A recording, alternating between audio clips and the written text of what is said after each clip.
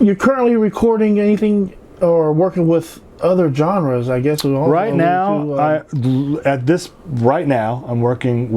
doing finishing up Grim and Shadow's album. I just finished Kinto Soul's album. I think it's going to get released in like a week. I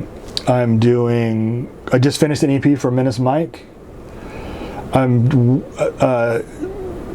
think there's one mix left to do on like a singer-songwriter type project for, his name is E.T. and the Rainbow Yantra. And then he also gave me a whole new record to mix. It's already been recorded, but I haven't even started yet because we still have to finish up the other one. Is that it? Oh, it's solo. He just called me yesterday. Yes. For the Waterworld 2 and wants me to master that. That hasn't come to fruition, but I'm sure that it will. I think that's all I'm working on, like, today. That's a lot on your plate, right? It's good. Right. And just to recap some of the artists you've worked with, because I'm looking on your wall, you got Paul Wall, and you got, I'll make sure I get some footage of all this. There's a lot of hardware on your wall here. Little Boosie's up here, man. Yeah. Like, of course, all the stuff from Jam Down. And, you know, a lot of things I think people forget is I wasn't just recording that stuff. Like, I was mixing it too. You know, they never saw any of that because they weren't around for that.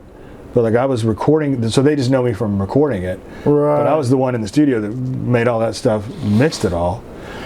But I did all the stuff for Jam Down, and then like I did the Faculty at Uptown. That's somewhere in here. Of course, that's the Taste of Garlic, the group I was talking about, the rock band, or rockish. It was kind of like rock, funk, soul kind of stuff. Grim, Paul. So I did all the mastering for Paul Wall for what's the label? Search Your House. Search Your House, yes. I did for like 2 years, so I did everything that came out of there. And then I did all the stuff for Trill, so I did Boosie, Webby, and Fox, and Trill Fam. All that stuff was done at Digital Services. That was all at one time. Like, they came and brought like 50 or 60 songs, and it was 2 producers. Boosie came a couple of times, and we just sat in there and worked. We mixed all of it, and then they split it up and put it in, like, this is for Boosie's album, and this is for Webby, and this is for Trill Fam, and this is for Fox. And like, I don't even know if they knew that's what they were going to do, but I just remember like everything kept coming out, and I was like, dude, this is all stuff we did a while back. So all that stuff. What else? I see Rashid up there. We love Uncle Sheedy. I did Rashid and Wangati, SPM, of course, Destiny's Child, Cable, Cain and Abel. Destiny's Child, let's recap that. What their first album? It was kind of worked with Wyclef a little. Or? It was The Writings on the Wall, and that was after that. Oh, okay. I did Bills. Okay. That was a whole weird experience. Like, they came into the studio, or the studio manager. It was not too long after I had gotten hired on as a staff engineer at Digital, and James Hoover always worked with them. And he was going to be out of town. There was something he couldn't do it, and so the studio manager asked me if I wanted to do it, and we have to remember, like, all I was doing was mixing there. And they were going to come in and record, and I wasn't very comfortable. And I was like, I don't know if that's I don't think I should. You know what I mean? Because like, I don't want to make the studio look bad. I don't want to look like an idiot, you know. And so they're like, well, can you at least come in and assist, and we'll have somebody else do it. And I was like, yeah, sure. And then the guy that came in was sort of okay, but it ended up being like a 24-hour session, and he fell asleep. Like, he was done. He couldn't work anymore. And I should have just done the session, because I always underestimate myself. You know what I mean? And so I took over the session, and we ended up, working and finishing, doing the whole song. So that's how that whole thing came about. I wasn't even supposed to do it, and then I was just supposed to be the assistant, and then I ended up taking over the session before it was all said and done. I mean, of course, in hindsight, now it's like, wow, but at the time, that's another R&B. She's all right, but did you kind of know, like, that was maybe, I was a little bit like, I was nervous for that one, because they were somebody, you know what I mean? And I worked with famous people, but that was a different caliber. But you also have to remember, it was when there was 4 of them, and they were kids. Right. I think Beyonce was 17. So it's not like, they were like running around eating candy and shit. You know what I mean? It wasn't like, they're still starting out. I mean, don't get it twisted. She can sing. Like, I remember, like, we were working on part of the song, and they had to do like a radio interview the next morning, and we worked all night long. And she had went to sleep on the couch in the lounge. And then we finished everything we needed. I think we were like flying hooks and bridges and parts, vocal parts and stuff. And then all that was left to record was the ad-lib vocals. And so they're like, Mark, go wake up Beyonce. I was like, oh, this is weird. You know what I mean? Awkward. Trying to touch her but not touch her. You know what I mean? I wake her up, and she's only been sleeping for like 2 hours or something. And again, it was like a 24-hour session. Right. And so we went back into the studio, and I was like, "There's no way, dude." I was like, "She's gonna, this is her hard part. She's gonna." I was like, and she's been asleep for 2 hours. This isn't gonna happen. And we're on a time crunch because they needed to make it to the radio station. We came through. She ran through it once, and it was okay. And then came back and did the second take, and that was the one that's on the album. Wow. Fresh from the couch. Just raw and crazy talent. Crazy. Wow. And then who else did I work with? I worked with Keyshia Cole. I did that song with her and Gucci Mane. Okay. He came in from Atlanta. This is a funny story. So I was working with her, and I don't think she liked me much. And we didn't really hit it off very well, to be honest. This was like maybe day 2 or day 3. And it was when the studio had moved to Tomball, and I was the chief engineer, right? I had to do the session because nobody else was really qualified to work with that caliber of an artist. Right. And so it was like day 3 or day 4, he flew in, and I was sick. I woke up and I had the flu hardcore. But I knew that nobody could take my position, and I knew that he was flying in from Atlanta. So I was like, well, I guess I'll go and just, eke it out, And I went, and the first thing I did when I got there, I was like, hey, stay away from me. I like, not being mean, but like, I don't want to get anybody sick, and I do not feel well. The only reason I'm here is for this, And she was just kind of, yeah, whatever. So we started working. He showed up. We finished her chorus, and then he did the verses. It was that song, Bad, I think. I don't remember. Anyway, the only song they did together. And so he came in, and we did the lead track, and I think came back and did the double on the first verse. And I was like, oh shit, I'm gonna vomit. So I literally had to like stop the tape, hit the button, like, man, I'm so sorry, just give me 1 second, ran out of the room and puked and washed my face up. And I was trying to hurry too, and I ran back in. And as soon as I got back in, Keyshia saw me, and she's like, what is up with you? And she's like, you are beet red. I go, I told you I'm sick. I just went and vomited, but like, it's cool. Like, it's not, that's when everything changed. She's like, it is not cool. Are you okay? Like, And I was like, well, I mean, I'll be fine. But she's like, tried to shut the session down. She's like, I don't care. She was super cool about it. And I was like, no. Like, let's, I'm good. Like, let's at least finish. And we ended up finishing the whole day. But ever since that, I guess since she saw, like, I was willing to come in sick as a dog and still plug through and get the job done and do a good job all at the same time. Right. She gained some respect for me, and so after that, she was super cool to me the rest of the time she was there. Wow. Yeah, but then who else? Like all this, I did a bunch of stuff from Corpus, maybe San Antonio, Third Degree. Remember them? Yes. I did this group called Colorblind from like Latium. Remember Latium Entertainment? Yes. Chavez. Yeah, Colorblind and some other artists that I can't remember. And I did this group called Zeddy. They were like it was crazy. They were like really young, good-looking kids, and it was Hispanic, and it was like almost like a rock band meets Boys to Men. Like there was like a live band that had a drum set, a distorted guitar, barbershop quartet on steroids or something. yeah, but with like huge harmonies on the chorus. Wow. And the producer was super cool, and he would like add huge string sections to the bridges and stuff. It was really cool. Like we did that whole record. They booked a whole month to come and record and mix and master it. And I think like week 3, like we finished. Like we finished super early.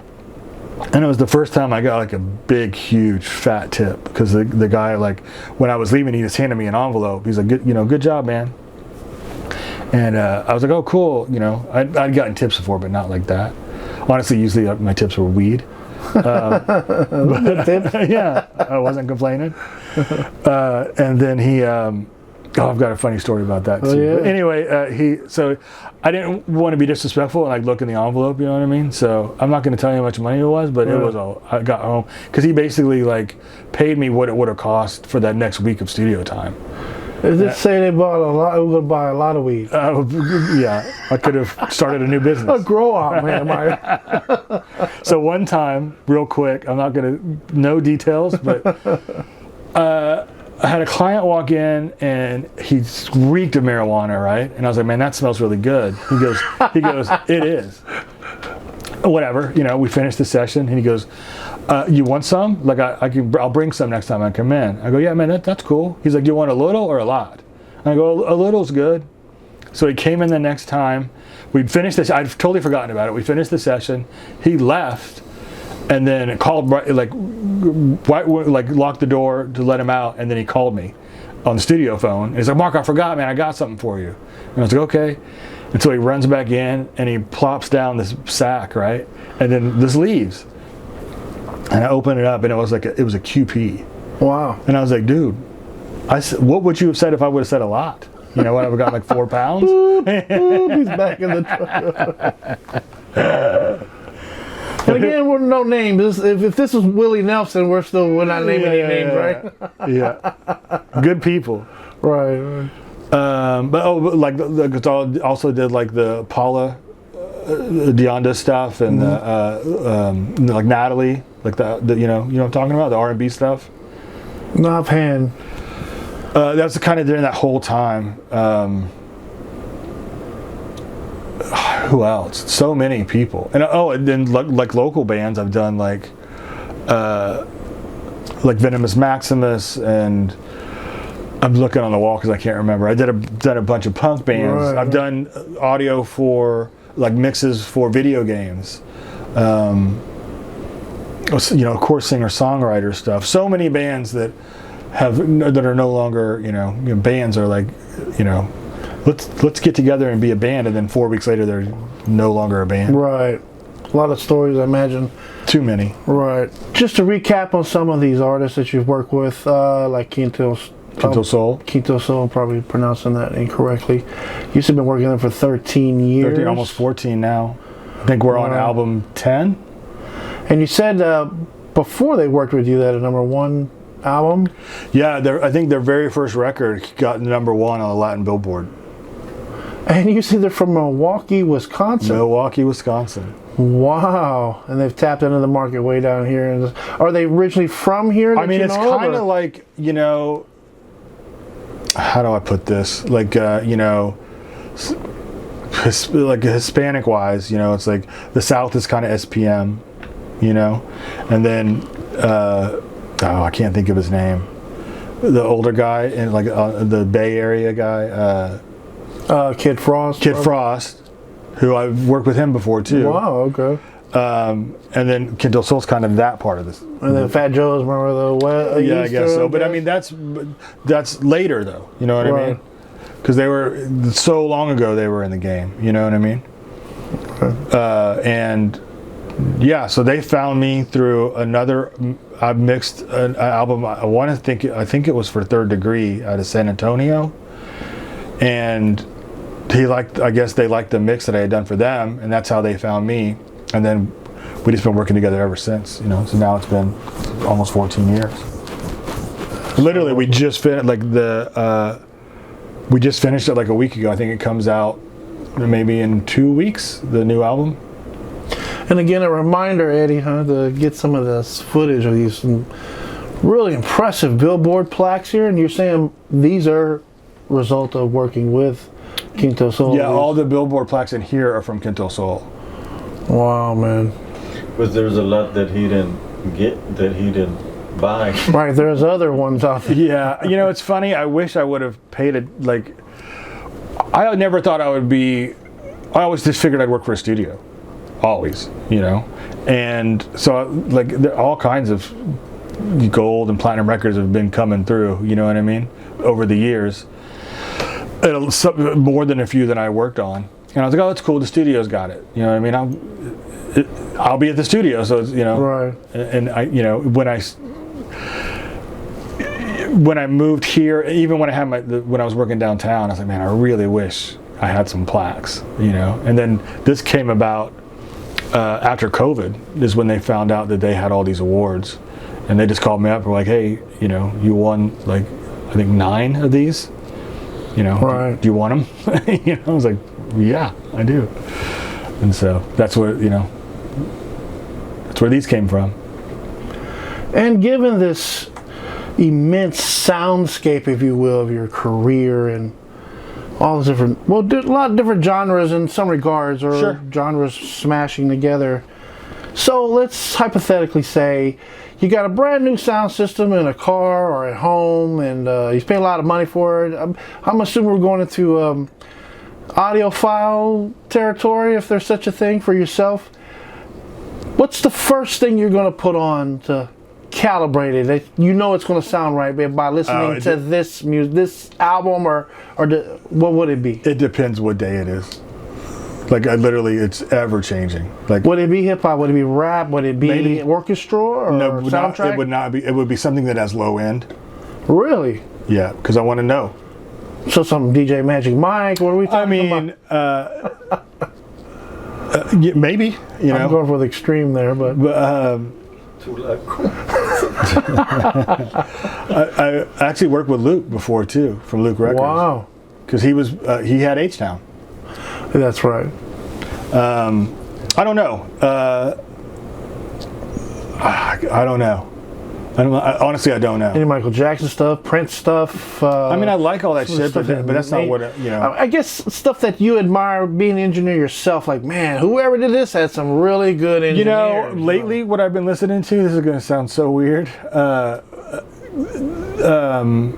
It's older, but like production-wise, it is next level. Right. It's stuff like 21 Pilots. Or AJR. Have you ever listened to them? No. You should. 21 Pilots. Even if you don't like the music, their production is so good that you're just like, man.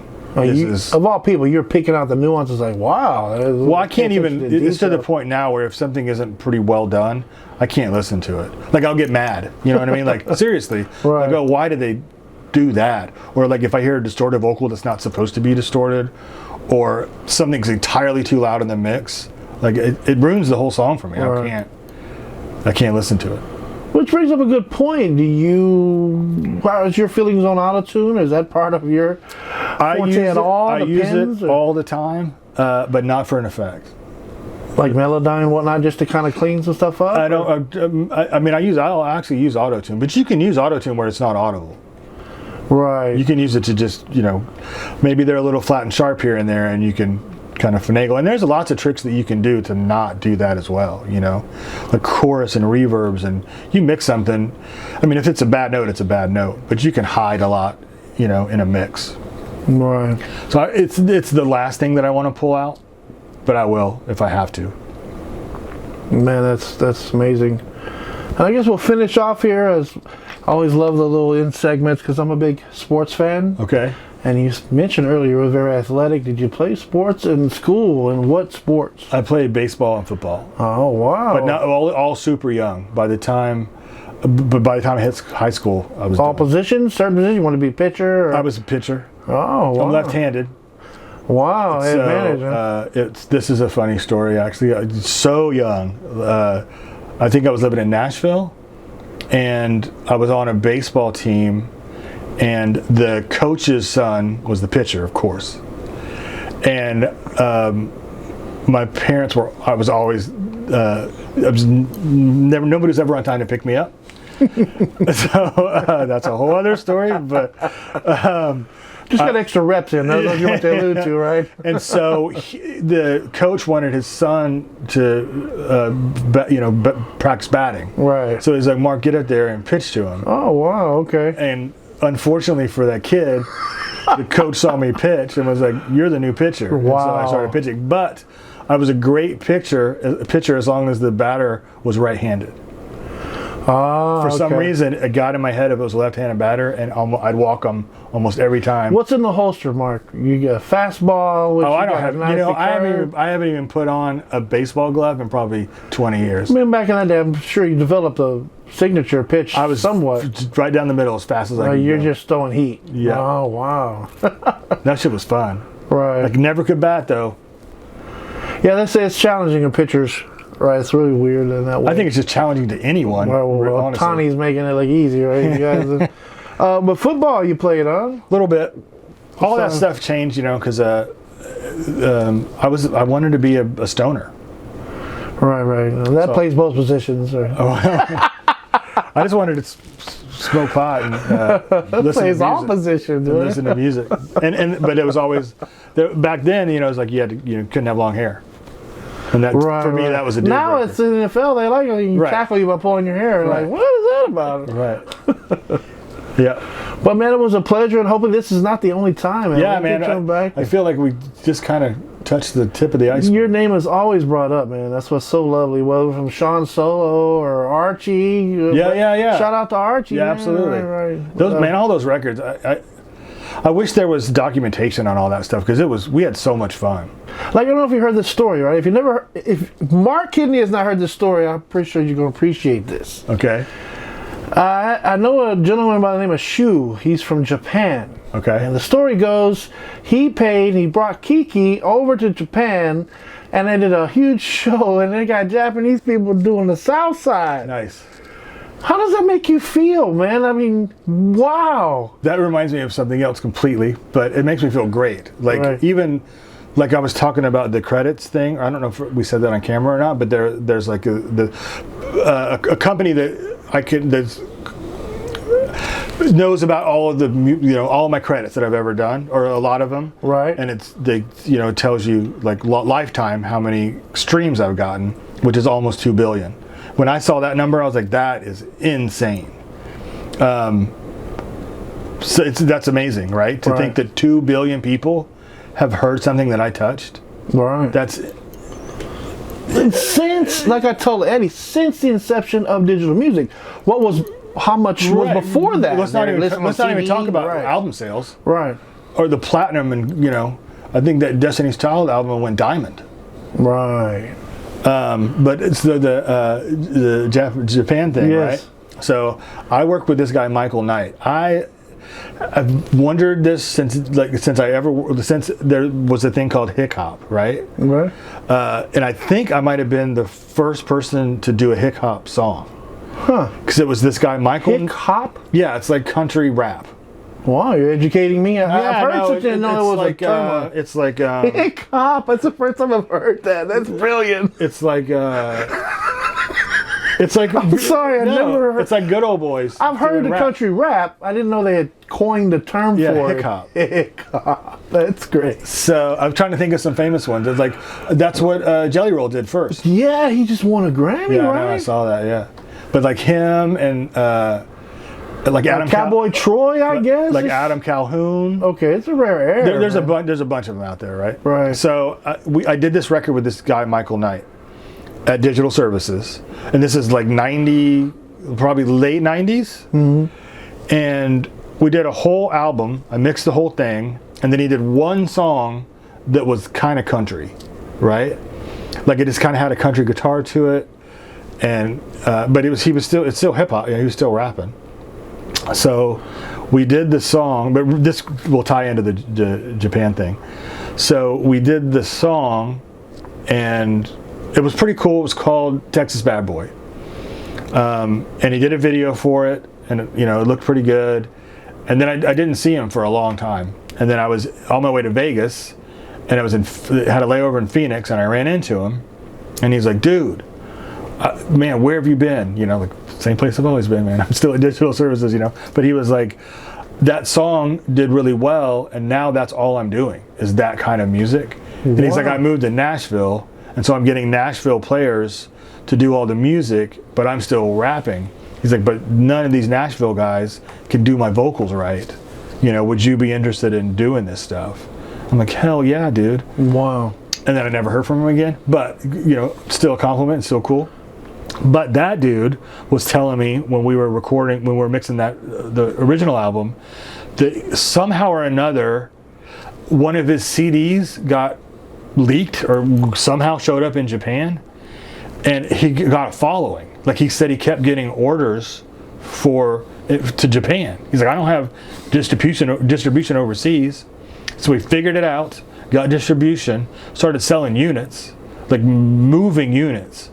To the point where he's like, I'm gonna have to go. I'm gonna go to Japan. So he said he spent the money, all of it in his own pocket, went and like booked a bunch of shows and a bunch of like radio interviews. Said he went out there, got treated like a king. Wow. And came back to like 30,000 orders from Japan. So then he went again. And he's like, dude, I can just make this lick. And like, I could just do this. Like, I'm only selling 10,000 units in Texas. But and so then he started taking other people out there, and so it just started. I don't know why it stopped. Something must have happened. But when I was talking to him, he was like, "Yeah, we keep going. Like it's pretty cool." And he's like taking other artists out of Houston to Japan, right? To just to make money, basically. And he's like, it's like we're stars, even though we're not. He's like, it's crazy. Yeah, I don't know if you've seen the other interview I've done, but the one I've done with K Reno, we discussed about. I did an album for K Reno too. Oh, which one was that? It's up here. What was it called? One of 50, huh? Yeah, right. He did an album with Jam Down. That's right. It was called Reliant Entertainment, but it was originally Jam Down. Okay. What was it called, man? It was. It's a great record. I'm supposed it was to know this. So cool to do. It's not Time Traveler, is it? Nope. Nope. If the light was on, I could see it. It's in here. So the album that I did for K Reno was the hit list. Right. So, man, I got to go home and listen to that. It's my homework, right? Oh, no. You got a lot to do. Right. But again, man, thestonesound.com is where they can reach you. Absolutely. Find out more information, book your time. Anything. Go to this there. All my links to my social media. Find out all the information about the studio. See my history, my discography. All that stuff's there. Right. Again, man, it was an honor. It was a privilege. Yeah, man, it was a blast. It was a privilege. It was an honor. Next time, man. Yeah, for Appreciate sure, it. man. Yeah.